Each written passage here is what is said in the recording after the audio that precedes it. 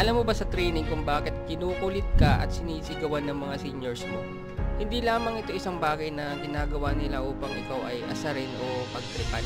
Alam mo kasi sa real Makoy o sa realidad kapag naging pulis ka na, ikaw ay makakahalubilo ng iba't ibang klase ng ugali ng tao sa daan. Andyan yung mga magagalitin, sisigawan ka, kukulitin ka hanggang sa maubos nila yung pasensya mo. Siyempre ikaw bilang isang pulis, kailangan mo pa rin maging mahinahon sa lahat ng oras. Kailangan mong isipin munang mabuti lahat ng galaw mo at kung ano yung posibleng kahihinat na nito. Kaya yung mga pulis na yan, nasa training talaga nila yung pagpapahaba ng pasensya at pagiging mahinahon at kahit sa anong pressure na sitwasyon ay kailangan mo pa rin makapag-isip ng tama. Kaya lang naman nasitira ang isang organisasyon o nadadamay na lang yung ibang pulis dahil sa kagagawan ng iba. Pero lagi niyong tatandaan na mas marami pa rin yung mabait na pulis at ginagawa ang tama sa kanilang trabaho.